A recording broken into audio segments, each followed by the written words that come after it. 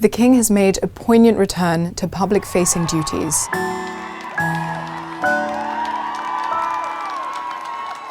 With a visit to a cancer treatment centre and the announcement that he is now patron of Cancer Research UK.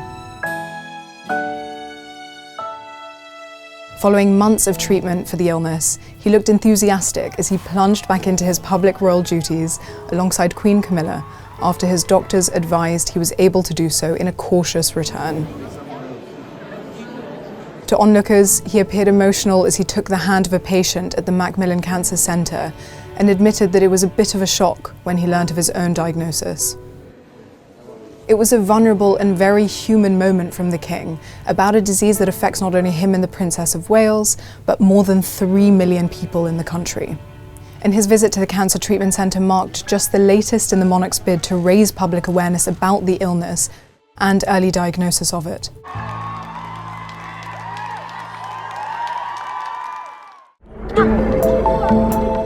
While there are still no plans for Charles to confirm what type of cancer he has or the details of his medical procedures, this won't stop him from raising further awareness of it as one of his top working priorities, known as the 5 Cs. The king and his aides already plan his public working life in line with his chosen causes of climate, community, culture, and Commonwealth. And sources have now confirmed that they will add cancer to this list. The Princess of Wales, who is undergoing her own course of preventative chemotherapy following abdominal surgery, will be continuing her recovery in private as the king returns to the spotlight. The first engagement of his now carefully planned diary is hoped to represent a stepping stone back to normality for Charles while he continues treatment. And palace aides have said they are hopeful and positive about his return. Announcing a rough roadmap of engagements and looking ahead to the King's summer diary, Buckingham Palace said his medical team are very encouraged by the progress he has made so far. In a short but positive update on his health, a palace spokesman said that the visit to the Cancer Treatment Centre would be his first in a number of external engagements in the weeks ahead. It follows more than 2 months of him working on state business behind closed doors, during which time he made clear that he was itching to get back to his regular workload. His nephew Peter Phillips even revealed the king's frustration with the pace of his recovery and said that he'd been lobbying his staff to allow him to take on more royal duties. But this most recent engagement marks a hopeful step in that direction, and it may signal a remarkable turning point for the monarch and the start of what looks to be a very busy rest of the year. When it was announced at the start of February that he'd been diagnosed with cancer, he may not have imagined that he would be greeting guests at a Buckingham Palace garden party in the summer, let alone boarding a plane for the other side of the world.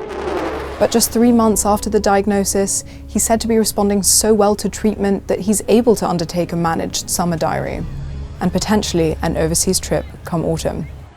The news will have come as an enormous relief to the family, as well as those within his court, because from Ascot to the Chelsea Flower Show, the summer social season incorporates the big set pieces of the royal calendar. The season's kicked off with the annual Buckingham Palace garden parties in May, which sees thousands of people in tailcoats and hats gathered to enjoy finger sandwiches and to mingle with the monarch, of course. The king hopes to attend at least one of them, although whether he will proceed down a long lane to greet people as per tradition remains to be seen. The palace has cautioned that variables such as the capacity for his downtime and the number of people he might meet will be factored into every appearance.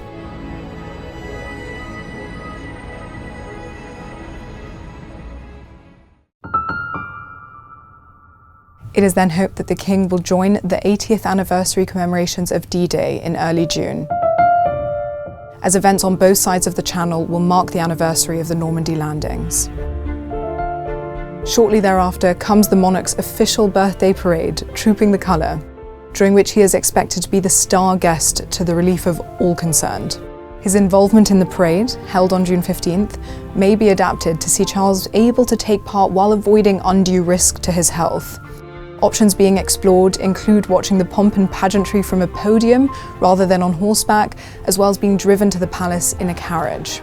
The celebratory air of the event, however, is sure to be jubilant, as his return to working life is hailed by the rest of the family and the crowds of thousands that will no doubt gather.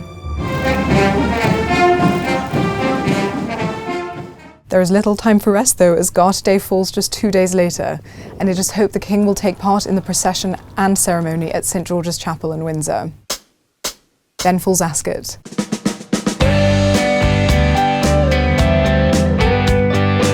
The famous racing fixture that became synonymous with the late Queen because of her love for horse racing. She famously only missed the meeting once in her entire 70-year reign, and even then she watched it all on television. And following his attendance at the event last year, which delighted industry leaders and racegoers, it is said that aides are planning for a significant level of attendance once again by the King come mid-June.